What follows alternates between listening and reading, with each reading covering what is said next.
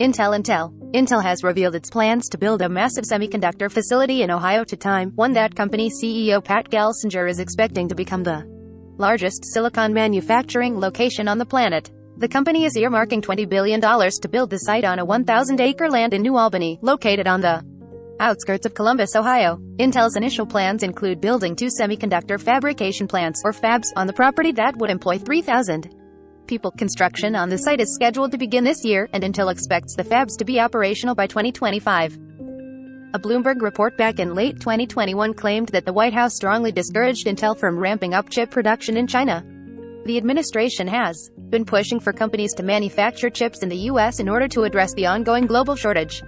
In turn, companies have been lobbying the president to fund semiconductor research and manufacturing. It's worth noting, though, that since building new plants takes years, projects like this won't be able to help address supply chain shortages anytime soon.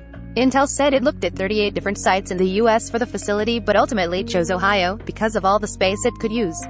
The company doesn't want to build in places where it could displace residents, since that's what ultimately killed Amazon's plans to build a second headquarters in NYC.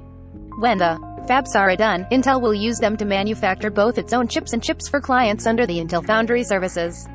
The company announced its Foundry services when it revealed that it's building 2 factories in Arizona, which will also cost Intel $20 billion back in March 2021. According to Gelsinger, the chip maker has the option to expand the Ohio site to 2,000 acres and to build as many as 8 fabs in the future. "We hope to establish the Silicon Valley," the CEO told Time. "Now we're going to do the Silicon Heartland." Update January 21, 3:45 p.m. Eastern Time. Intel has officially published a press release confirming that it's building a new mega site in Ohio.